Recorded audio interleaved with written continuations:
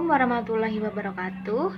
Perkenalkan, kami dari kelompok 7 yang beranggotakan saya sendiri Tika Novitasari dan ada rekan saya Laili Rofiah, yang kedua ada Alifia Sapitri dan yang terakhir ada Mawar Lestari.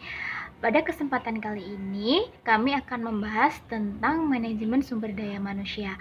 Untuk materi yang pertama akan disampaikan oleh saya sendiri. Sejarah manajemen sumber daya manusia. Manajemen sumber daya manusia bukanlah merupakan hal yang timbul secara mendadak. Kehidupan organisasi yang telah lama ada, seperti misalnya di bidang pemerintahan, ekonomi, dan kemasyarakatan, dibutuhkan satuan kerja yang secara khusus akan mengelola sumber daya manusia.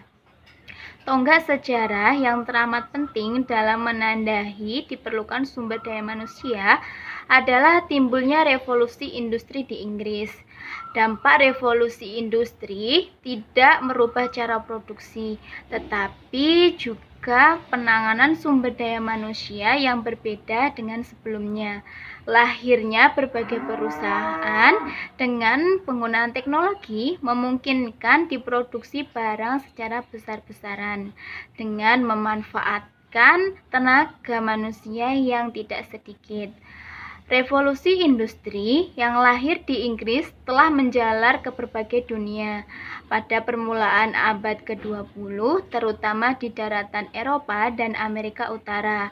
Salah satu dampak revolusi industri adalah makin banyaknya berdirinya perusahaan besar dalam perekonomian besar dalam perdagangan dan pertambangan. Dalam perkembangan ini berdampak pula pada manajemen pada umumnya dan manajemen sumber daya manusia khususnya. Baik, materi selanjutnya akan disampaikan oleh Mawar Lestari. Baik, selanjutnya akan saya bacakan yaitu yang B, pengertian manajemen sumber daya manusia. Organisasi memiliki berbagai macam sumber daya sebagai input untuk diubah menjadi output, berupa produk, barang, atau jasa.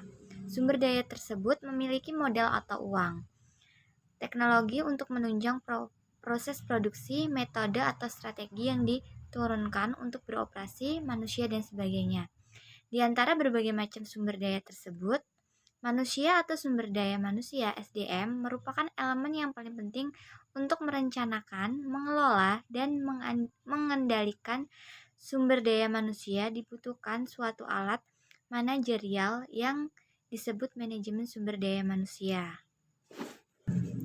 Menurut Hasibuan, menyatakan bahwa manajemen sumber daya manusia adalah ilmu dan seni mengatur dan peranan tenaga kerja agar efektif dan efisien, membantu terwujudnya tujuan perusahaan, karyawan, dan masyarakat. Unsur manusia yang merupakan salah satu unsur sumber daya berkembang menjadi suatu bidang ilmu manajemen yang disebut MSDM, yang merupakan terjemahan dari Manpower Management. Manajemen sumber daya manusia atau MSDM merupakan pengakuan tentang pentingnya tenaga kerja organisasi sebagai sumber daya manusia yang sangat penting dalam memberikan kontribusi bagi tujuan-tujuan organisasi dan penggunaan berbagai fungsi dan kegiatan untuk memastikan bahwa SDM tersebut digunakan secara efektif dan adil bagi kepentingan individu, organisasi, dan masyarakat. Fokus FASDM terletak pada upaya mengelola SDM di dalam dinamika interaksi antara organisasi pekerja yang ucap memiliki kepentingan berbeda. Menurut Stoner, MSDM meliputi penggunaan SDM secara produktif dalam mencapai tujuan-tujuan organisasi dan pemuasan kebutuhan pekerja secara individual. Selanjutnya, saya Alifia Sapitri, NPM 18040411012 akan melanjutkan tentang fungsi manajemen sumber daya manusia. Fungsi manajemen sumber daya manusia ada 5.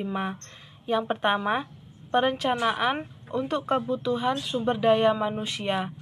Yang pertama, perencanaan dan peramalan permintaan tenaga kerja organisasi baik panjang ataupun pendek. Yang kedua, analisis jabatan dalam organisasi untuk menentukan tugas, tujuan, keahlian, ataupun kemampuan yang dibutuhkan. Yang kedua, staffing sesuai dengan kebutuhan organisasi. Yang pertama, penarikan calon pelamar pekerjaan. Yang kedua, seleksi para calon pelamar pekerjaan. Yang ketiga, penilaian kinerja. Yang pertama, mengevaluasi perilaku pekerja. Yang kedua, menganalisis dan pemberian perilaku pekerja. Yang keempat, perbaikan kualitas kerja dan lingkungan kerja. Yang pertama, merancang program pelatihan dan pengembangan sumber daya manusia untuk meningkatkan kemampuan karyawan. Yang kedua, memperbaiki kualitas lingkungan kerja. Yang ketiga, memperbaiki kondisi fisik kerja untuk keselamatan para pekerja. Yang kelima, pencapaian efektivitas hubungan kerja. Yang pertama, peduli terhadap hak-hak pekerja. Yang kedua, menanggapi keluhan pekerja yang disampaikan. Yang ketiga, melakukan penelitian tentang kegiatan manajemen sumber daya manusia. Selanjutnya yaitu tujuan sumber daya manusia. Yang pertama, memberikan pertimbangan manajemen dalam membuat kebijakan sumber daya manusia untuk memastikan bahwa organisasi memiliki pekerja yang bermotivasi dan berkinerja tinggi. Yang kedua, menjaga semua kebijakan untuk memungkinkan organisasi mampu mencapai tujuan. Yang ketiga, membantu dalam pengembangan keseluruhan organisasi. Yang keempat, memberi dukungan dan kondisi untuk mencapai tujuan. Kelima, menangani berbagai krisis dan situasi sulit dalam hubungan antar pekerja untuk meyakinkan bahwa mereka tidak menghambat organisasi dalam mencapai tujuan. Selanjutnya, saya Leli Rofiah akan menjelaskan tentang kebijakan dan kegiatan MSDM.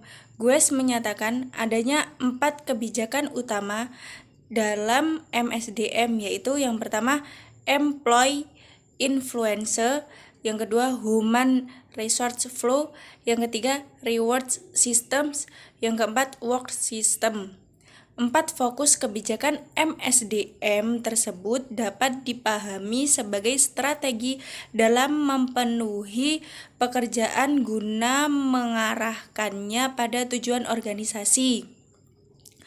Sebagai suatu proses pencapaian tujuan, organisasi mengorganisasikan SDM dalam suatu mekanisme sistemik berupa alur SDM, Human Resource Flow, mulai dari perencanaan SDM, rekrutmen, seleksi, perumusan analisis jabatan, dan seterusnya. Dalam organisasi, peran dan fungsi SDM harus diselaraskan dengan elemen-elemen sumber daya lainnya. Sementara itu, dengan merujuk pada pendapat ahli-ahli lainnya, GUES menyatakan kegiatan manajemen sumber daya manusia terdiri dari 4 proses generik, yaitu yang pertama selection, yang kedua appraisal, yang ketiga rewards, yang keempat development. Seorang manajer SDM paling tidak harus menguasai 4 kegiatan mendasar tersebut. Sedangkan kegiatan generik MSDM yang terakhir adalah pengembangan SDM, Human Resource Development. Pengembangan SDM ini dapat berupa pendidikan, pelatihan, serta program-program pengembangan SDM lainnya. Umumnya kegiatan pengembangan SDM diarahkan pada pencapaian, penguasaan keahlian, atau skill, pengetahuan, dan kemampuan. Nah, penutup dari makalah ini yaitu manajemen sumber daya manusia merupakan perencanaan, pengorganisasian, pekoordinan, dan pengawasan terhadap pengadaan, pengembangan, pemberian balas jasa, pengintegrasian, pemeliharaan, dan pemisahan tenaga kerja dalam rangka mencapai tujuan organisasi. Pendapatan manajemen sumber daya manusia yaitu dilakukan dengan pendekatan mekanisme, pendekatan paternalisme, dan pendekatan sistem sosial. Urgensi adanya MSDM yaitu karena MSDM berarti mengatur, mengurus. SDM berdasarkan visi perusahaan agar tujuan organisasi dapat dicapai secara optimum, staffing, dan personalia dalam organisasi. Nah, sekian presentasi dari kelompok 7. Jika ada salah kata mohon maaf. Wassalamualaikum warahmatullahi wabarakatuh.